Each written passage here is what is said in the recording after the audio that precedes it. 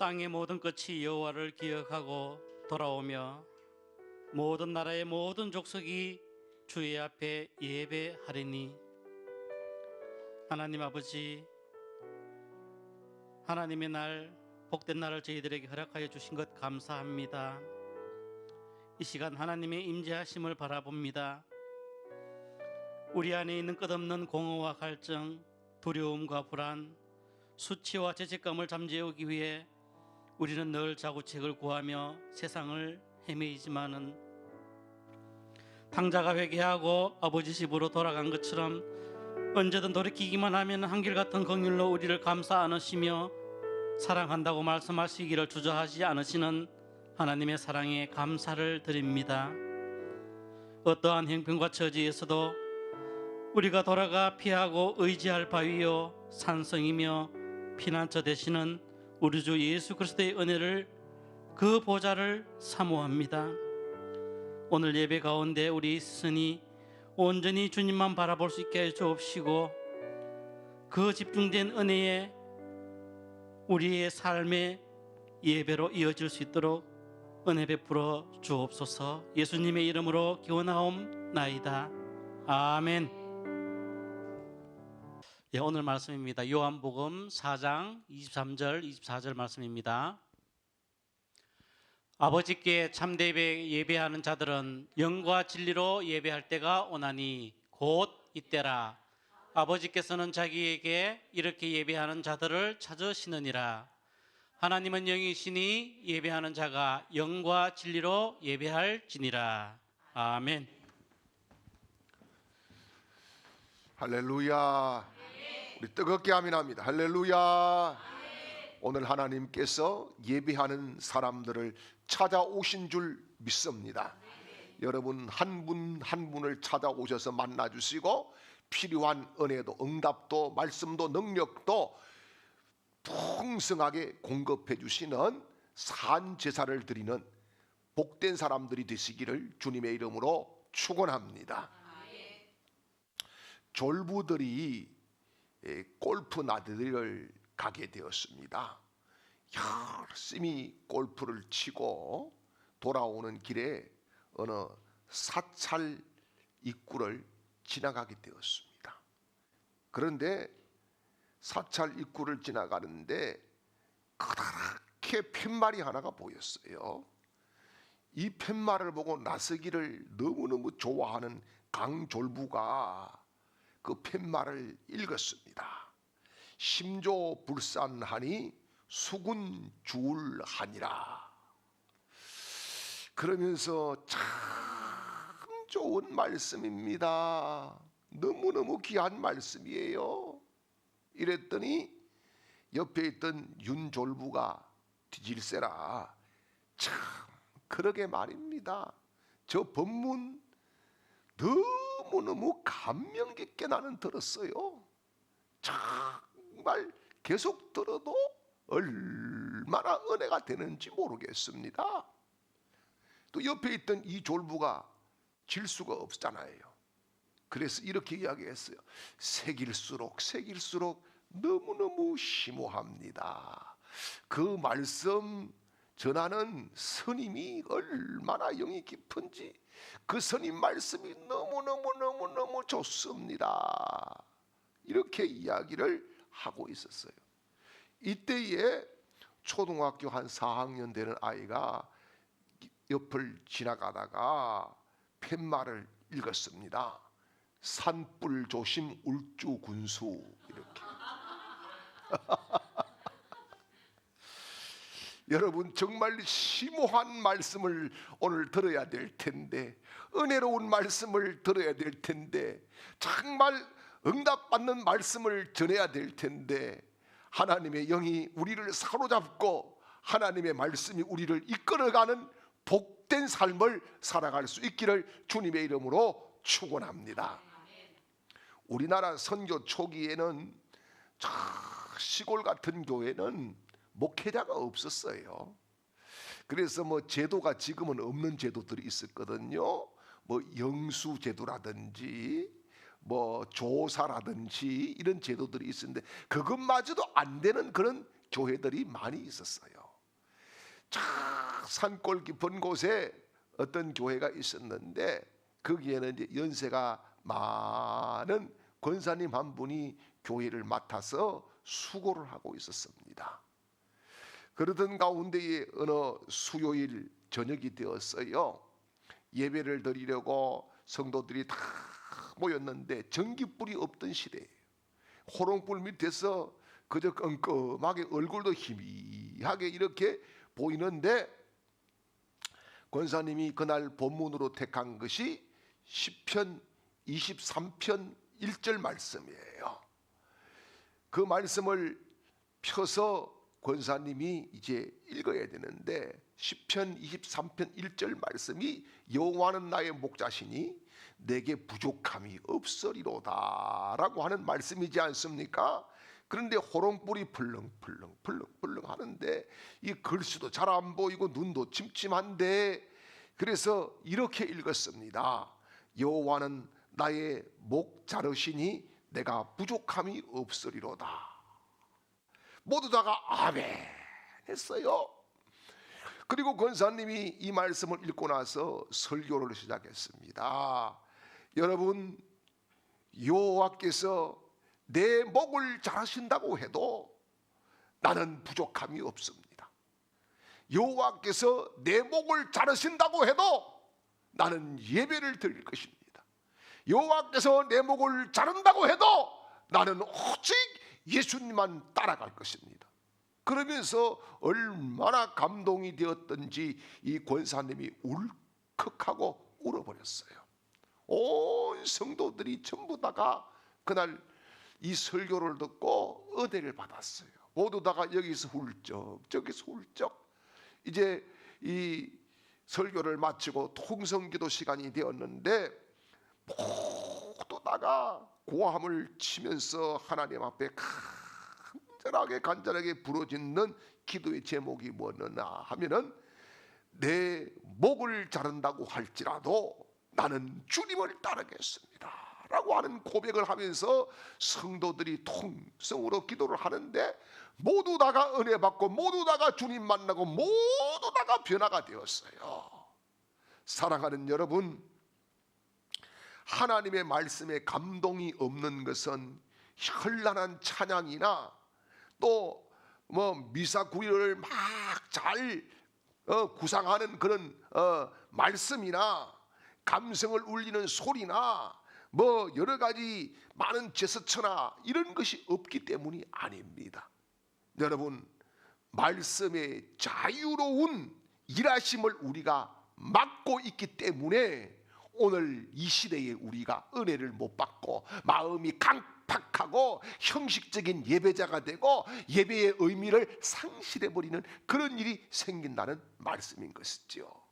사랑하는 여러분, 정말 우리가 오늘도 성령의 감동을 받고 성령에 사로잡히고 생포되고 성령님이 내 속에서 역사를 일으키는 그런 감동적인 예배, 내 영이 살아나는 예배, 회개가 일어나는 예배, 하나님을 만나는 예배, 결단이 다시 생기는 그런 예배자들이 되시기를 주님의 이름으로 축원합니다. 예전에 실화입니다. 저 경북 영주의 어느 교회에서 있었던 일이에요. 젊은 전도사님이 교회에 부임을 해갔습니다. 그런데 장로님 아들하고 나이가 1살 차이가 나요. 그래서 그냥 형님처럼 동생처럼 그렇게 잘 지냈습니다. 근데 이제 봄날이 되고 여름이 가까울 무렵에 자꾸 그러는 거예요. 전도사님, 우리 낚시 갑시다. 근데 낚시 가봤자 이게 별로 재미도 없을 것 같고, 그러자 마침 이제 이 교회 앞에 이제 큰 냇물이 이렇게 흐르는데, 그냥 낚시 가지 말고 우리 배터리 가지고 찌찌러 갑시다. 그렇게 이야기를 했어요. 그러니까 이 안수 집사님이 그러지 말고 그러면은 그거 가지고 얼마나 이 물이 좀 큰데 되겠습니까? 그냥 교회에서 전기 빼가지고 합시다. 그래서 전선을 2가닥을 빼가지고 물에다가 갖다 놨어요. 그러니까 막 고기가 여기저기서 막 감전이 돼가지고 펄떡펄떡 막 펄떡 뜁니다. 막 크고 작은 것들이 막 벌떡벌떡 뛰니까 너무너무 좋아가지고 그냥 이 집사님이 와 고기라 하고 뛰어 들어가가지고 감전이 되어서 죽고 말았어요. 정말 큰 문제가 그 교회에 일어난 것이지요. 제가 그 문제를 이야기하려고 말씀을 하는 게 아니에요. 여러분, 전선이 물에 잠겨 있으면은 그 전류가 물에 흐르고 그 물에 내가 발만 담가도 감전이 되고 전류가 흘러 들어오는 것처럼, 여러분, 우리가 믿음 안에 있으면은 하나님의 능력이 우리에게 흘러 들어오고 십자가 사랑이 흘러 들어오고 하나님의 말할 수 없는 축복이 흘러 들어올 줄 믿으시기를 축원합니다. 하나님의 말씀이 내게 들려야 되는데, 그런데 하나님의 말씀을 가로막는 것들이 있어요. 그게 뭐냐? 내 자신입니다. 내 자신이 왜 하나님의 말씀을 가로막습니까?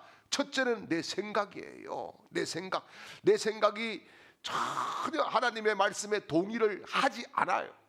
뿐만 아니라 선입견이에요. 선입견. 오늘 목사님 벌써 이게 요한복음 이 말씀을 했으니까 벌써 예배에 대해서 예배 똑바로 드리라 이렇게 할 것이다. 이미 다 자기가 선입견을 가지고 있다는 말, 지레짐작을 한다는 말씀이지요.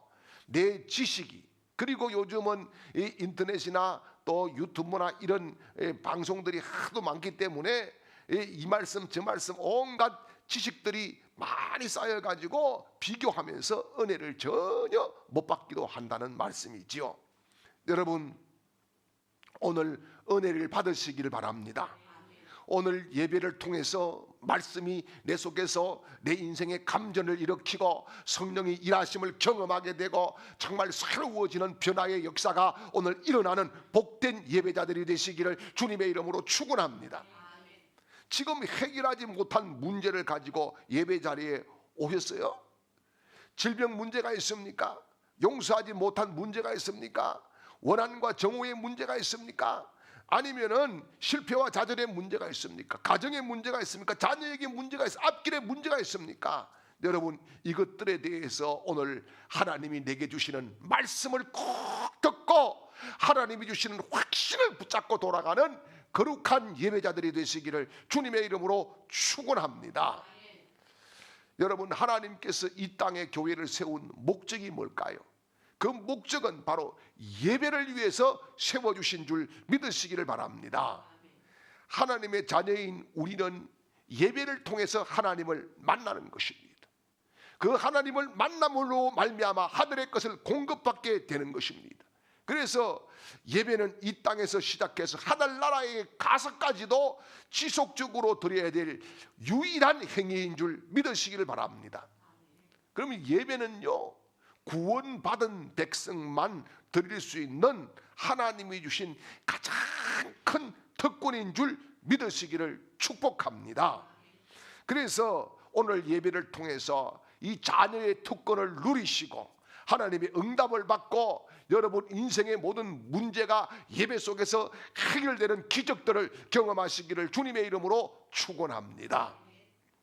그런데 여러분, 창세기를 보게 되면은 아담의 타락 이전에 하나님과 아담은 자유롭게 만났어요.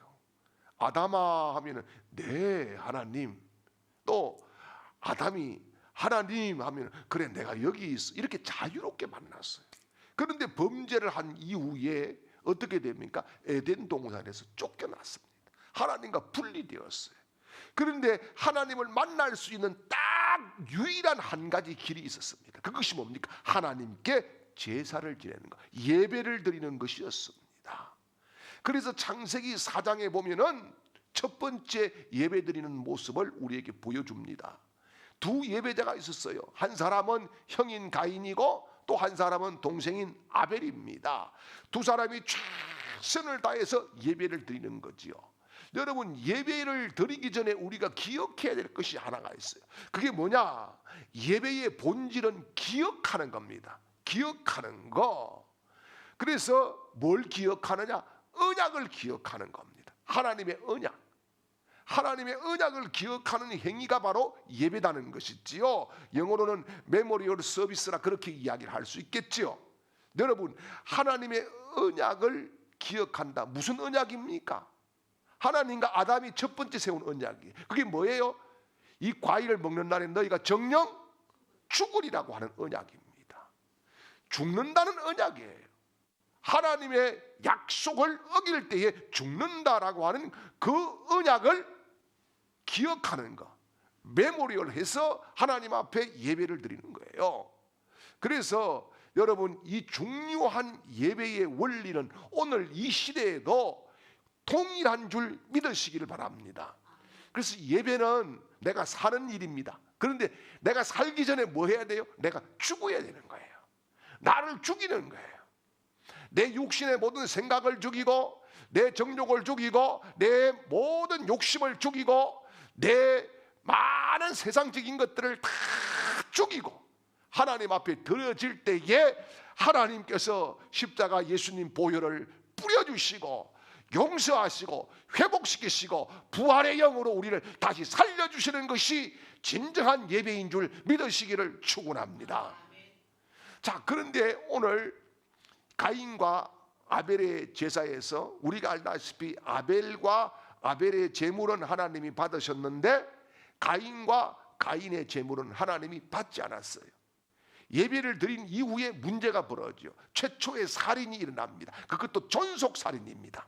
그렇죠? 여러분, 뭐가 문제일까요? 뭐가 문제일까요? 자, 조금 전에 말씀드렸듯이 중요한 것이 예배, 제사의 중요한 것은 뭐라 그랬습니까? 기억하는 거라 그랬습니다. 뭘요? 언약을 기억하는 거. 자, 그러면은 가인도 농작물의 최고의 것을 하나님 앞에 드렸고 아벨도 양의 첫 새끼와 또 기름을 하나님 앞에 올려드렸어요. 그런데 문제가 뭐였을까요? 여기에 중요한 의미가 있습니다. 여기에 중요한 의미가 있는데 창세기 우리 4장 4절 5절 한번 읽어볼까요? 아벨은 자기도 양의 첫 새끼와 그 기름으로 드렸더니 여호와께서 아벨과 그 제물을 받으셨으나 가인과 그의 제물은 받지 아니하신지라 가인이 몹시 분하여 안색이 변하니. 아멘. 자, 여기 보니까 가인의 제물은 연락을 하지 않고 하나님께서 아벨의 제물만 연락을 하셨다. 여기에 중요한 키가 있습니다. 여러분 보십시오. 가인의 제물은 땅의 소산입니다. 열매입니다. 열매는 무슨 의미가 있나요? 열매는 영생의 상징입니다. 이거 심으면 또 나는 거예요. 또 나. 계속 나는 거예요. 영생의 상징이에요. 그런데 가인이 드린 제물은 양의 첫 새끼와 기름이에요. 이거는 죽음이에요. 죽는 거예요. 하나님의 첫 번째 언약이 뭐였어요? 죽는 거였어요. 그렇죠?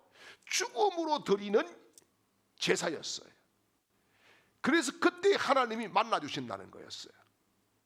그래서 여러분 히브리서 11장 4절 말씀을 볼게요. 믿음으로 아벨은 가인보다 더 나은 제사를 하나님께 드림으로 의로운 자라 하시는 증거를 얻었으니 하나님이 그 예물에 대하여 정언하심이라. 그가 죽었으나 그 믿음으로써 지금도 말하느니라. 아멘. 자, 여기 보니까 제물이 어때요? 하나님의 증거가 있었다라고 말씀하는데 그게 뭡니까? 바로 언약입니다. 이것을 하나님은 더 나은 믿음의 제사라고 말씀을 해주신 겁니다. 하나님의 관심은 그때나 지금이나 언약인 줄 믿으시기를 축원합니다. 옛날이나 지금이나 똑같은 언약인 것이지요. 그래서 예배는 하나님에 대한 관심은 뭡니까? 예나 지금이나 똑같이 우리가 언약을 지키는 것을 원하신다라고 하는 말씀인 것이지요. 그런데 이 예배를 드리고 나서 어떻게 합니까? 가인은 결국은 자기 혈기를 죽이지 못하고 동생을 쳐서 죽이게 되는 또 다른 죄를 범하고 말았습니다. 사랑하는 여러분, 예배를 드리고 우리 자신이 살아날 수 있기를 바랍니다.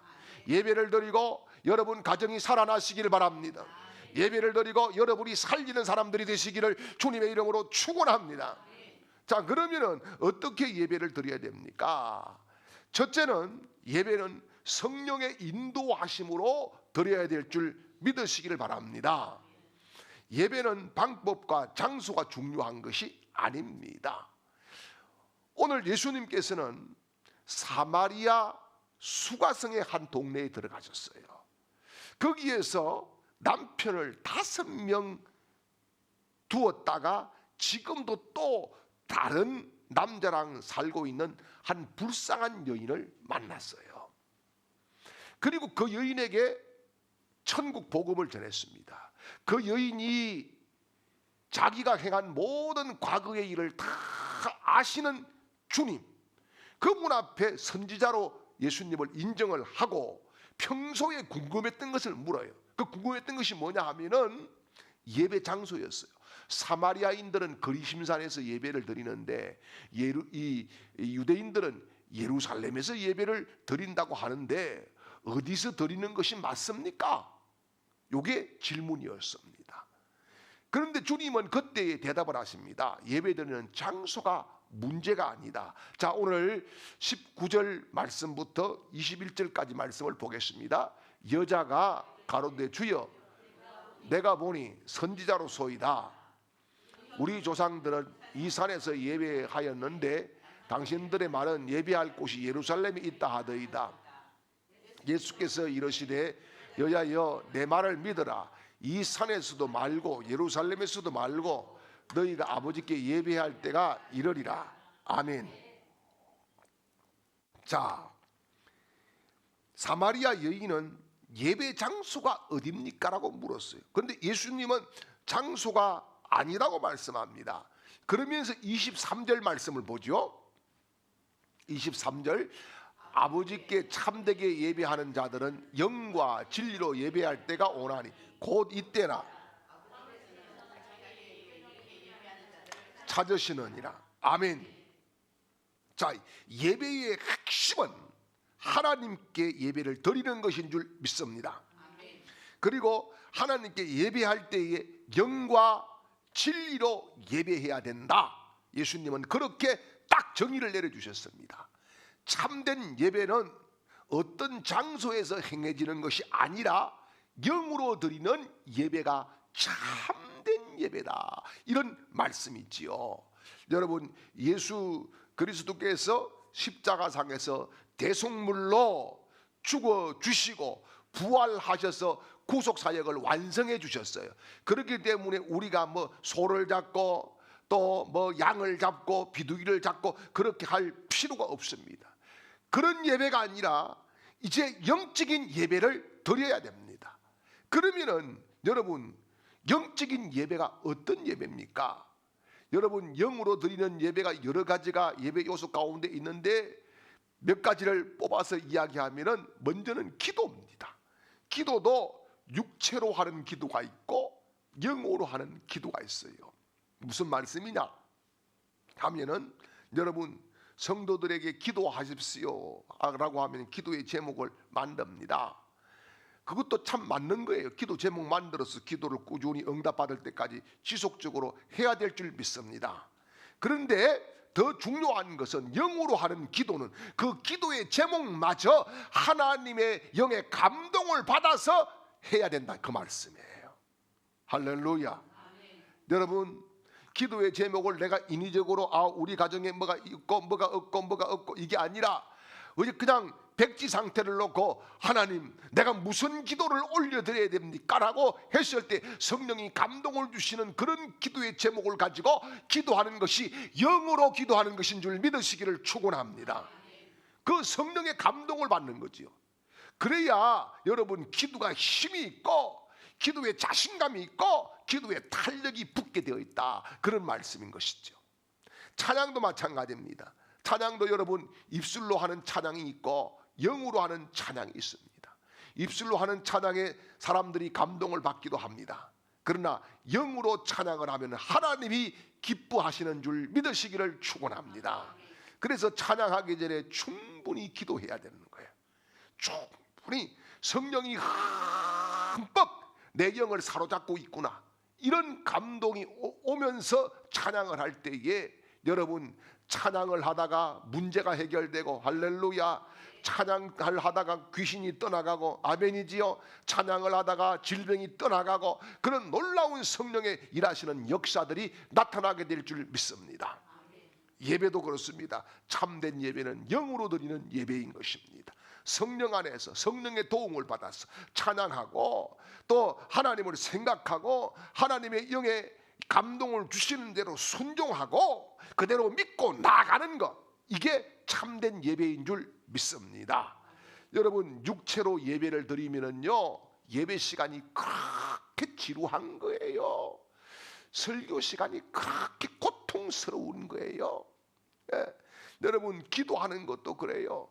성령의 감동을 받아가지고 기도하게 되면은 기도에 깊이 들어가게 되어서 5분 기도하는 것 같은데 막 2시간씩 기도하고, 그런데 그냥 육신으로 막 내 의지로만 기도하면은 여러분 5분 기도했는데 막 2시간 기도한 것 같아. 반대 현상이 막 일어나는 거예요. 예. 여러분, 예배를 드리면서도 기도하러 와서도 엉뚱한 생각이 자꾸 드는 사람들이 있어요. 그 보면은 알아요. 본인들은 뭐 모르는 척 하겠지, 뭐 써있는 것도 없는데 어떻게 알아. 근데 알 수가 있어요. 예. 예전에도 제가 몇 번 이야기했습니다마는 오래전에 제가 부교육자 할 때에 그 어떤 교회에 새벽에 오셔가지고 다 그렇게 한 일주일 동안 울어요. 울고 막 아버지 주여 하면서 어떤 할머니 한 분이 그렇게 울고 기도를 간절하게 하는 거예요. 그래서 이분이 뭔가 문제가 있는가 보다 해서 신방을 갔습니다. 그래서 신방을 가서 물었습니다. 할머니, 그래 무슨 문제가 있습니까? 그 새벽마다 그렇게 간절하게 울면서 기도하길래 제가 기도로 또 돕고 우리 교회가 중보기도팀에 알려서 같이 기도하는 것이 좋을 것 같아서 제게 알려주시지요. 이랬더니 전도사님, 이때에 유행했던 드라마가 있었어요. 가을 동화였어요. 전도사님, 은사를 좀 살려주게 기도해 주세요. 여러분, 그런 기도 안 들어줍니다. 작가 마음대로 씁니다. 예, 우리가 그런 거예요. 영으로 기도하고 영으로 예배하면은 전혀 다른 세계가 열릴 줄 믿습니다. 예배는 성령님의 임재를 기대하고 성령의 감동으로 드리는 것인 줄 믿으시기를 축원합니다. 그래서 예배를 드리는 성도는 어쨌든지 성령의 임재하심에 관심을 두시고 거기에 초점을 맞추고 거기에 집중할 때에 하나님의 영이 나를 사로잡을 줄 믿습니다. 우리가 예배를 드리러 나왔다고 하면은 다른 것에 관심을 가지면 안 되는 거예요. 예? 단 한 가지, 주의 임재 속에 나는 들어가서 한 번이라도 예수님을 만나는 예배를 드릴 것이다. 정말 내 인생을 바꾸는 예배를 드릴 것이다. 하나님 앞에 올려드리지는 예배를 드릴 것이다. 나는 주님 한 분만으로 만족할 것이다. 이런 결단을 가지고 이런 고백을 하면서 하나님 앞에 예배 드릴 때에 성령이 우리를 이끌어 가실 줄 믿습니다. 우리 그런 찬양 오늘도 했잖아요. 오직 주의 사랑에 매여. 2절이 뭡니까? 오직 주의 임재 안에 갇혀. 오직 주의 임재 안에 갇혀. 예, 여러분, 오직 주의 임재 안에 갇히는 행복한 예배자들이 되시기를 주님의 이름으로 축원합니다. 두 번째, 예배는 진리로 드려야 되는 거예요. 예배는 진리로 드리는 것이다. 이렇게 말씀하면 진리가 뭡니까? 그렇게 물어요. 여러분, 진리는 예수 그리스도입니다. 왜요? 주님이 직접 내가 곧 길이요 진리요 생명이다 말씀했어요. 자, 우리 요한복음 14장 6절 말씀을 보겠습니다. 예수께서 이르시되 내가 곧 길이요 진리요 생명이니 나로 말미암지 않고는 아버지께로 올 자가 없느니라. 아멘. 요한복음 1장 14절을 한 번 더 읽어봅니다. 말씀이 육신이 되어 우리 가운데 거하심에 우리가 그의 영광을 보니 아버지의 독생자의 영광이요 은혜와 진리가 충만하더라. 아멘. 자, 이 두 절 말씀을 봤을 때 뭡니까? 진리로 예배한다는 것은 말씀이신 예수 그리스도로 예배한다, 이런 말씀인 것이지요. 여러분, 말씀에 충만한 예배자가 되시기를 바랍니다. 말씀이 나를 사로잡는 예배자가 되시기를 바랍니다. 말씀에 근거한 예배자들이 되시기를 축원합니다. 예배의 대상은 하나님이에요. 예배의 방법은 성령과 말씀이에요. 이것이 참된 예배인 줄 믿습니다. 이런 예배를 드리게 될 때에 하나님의 놀라운 은혜를 경험하고 사랑을 경험하고 기적과 능력이 내 안에서 강물처럼 흘러 넘치고 내 인생의 거룩한 변화가 예수님 안에서 일어날 줄 믿습니다. 여러분, 예배 드리고 내가 변화 안 됐다, 그것은 잘못된 예배인 거예요. 예배를 드리고 나서 변화가 일어나야 정상인 줄 믿습니다. 왜요? 성령이 나를 사로잡았고 말씀이 나를 사로잡았고 생명이신 예수님이 이제는 내 주인이 되었기 때문인 것이지요. 사랑하는 여러분, 말씀과 동떨어진 그런 삶이 없는 예배가 아니라 이제는 진리로 드리는 예배자들이 되셔서 성령이 일하시는 거룩한 역사를 우리 모두가 경험할 수 있기를 주님의 이름으로 축원합니다. 그래서 오늘 본문 24절 말씀을 보겠습니다. 하나님은 영이시니 예배하는 자가 영과 진리로 예배할지니라. 아멘. 이 말씀은 선포하는 거죠. 여러분, 반드시 예배하라고 하는 것입니다. 예배를 드리되 정말 우리 모두가 영이신 하나님을 향해서 내 전부를 쏟아놓는 예배자들이 되시기를 바랍니다. 하나님이 자물쇠라고 하면은 예수님은 그 자물쇠를 여는 키입니다. 열쇠입니다. 여러분, 열쇠인 주님을 가지고 하나님 앞에 나아가면은 축복의 문도 열리고, 할렐루야, 은혜의 문도 열리고, 아멘이지요. 사랑의 문도 열리고, 아멘이지요. 하나님을 만나는 복 있는 사람들이 될 줄 믿으시기를 축원합니다. 세 번째로, 예배는요 오직 하나님의 영광을 위해서 드리는 겁니다. 예전에 그런 분들이 있었어요. 이 예배에 감정 충만해가지고 자기 감정에 그냥 도취되어서 막 자기가 그냥 만족하면 하나님 만족한 줄 알고 말입니다. 그게 아니다는 거예요. 여러분, 우리가 하나님 만족하게 하나님의 영광을 위해서 올려드리는 것이 진정한 예배인 줄 믿으시기를 축원합니다. 그래서 여러분, 예배 전에 가졌던 마음, 소원들도 우리가 있어요. 건강도 물질도 명예도 지위도. 그러나 그것은 어떻게 보면 예배를 위한 마음이 아닙니다. 소원 성취해야 되겠다, 그런 마음을 가지고 예배를 드리는 것은 옳지 않은 거예요. 하나님의 뜻을 알 수 있도록 기도하고 하나님의 뜻을 내가 순종하겠습니다 하면서 예배를 드리는 것이 진실된 예배고 하나님을 만나는 예배가 될 줄 믿습니다. 여러분, 나의 의견과 마음의 소원 모두를 포기하고 하나님의 뜻이 무엇인지를 묻고 그 뜻에 나를 찢어서 올려드리겠습니다 라고 하나님 앞에 나를 드리게 될 때에 주님이 나를 받으시고 다시 살려주시고 회복시켜주시고 앞길을 열어주시는 예배의 성공자로 세워주실 줄 믿습니다. 기도하겠습니다. 이제는 우리 구주 예수 그리스도의 크신 은혜와 우리를 예배자로 불러주신 하나님 아버지의 극진하신 사랑하심과 이 시간에도 영으로 예배하게 감동감화로 역사하시는 성령님의 놀라운 은혜가 오늘 예배하는 모든 하나님의 사람들과 그 가정과 직장과 사업장과 학업 위에와 하는 모든 일들 위에와 특별히 온 가족들 머리 위에와 이 시간에도 객지에서 있는 우리 주광의 가족들과 병상에서 있는 우리 주광의 가족들의 머리 위에와 또한 우리 교회와 이 나라 이 민족 위에 영원토록 함께 있을지어다. 아멘.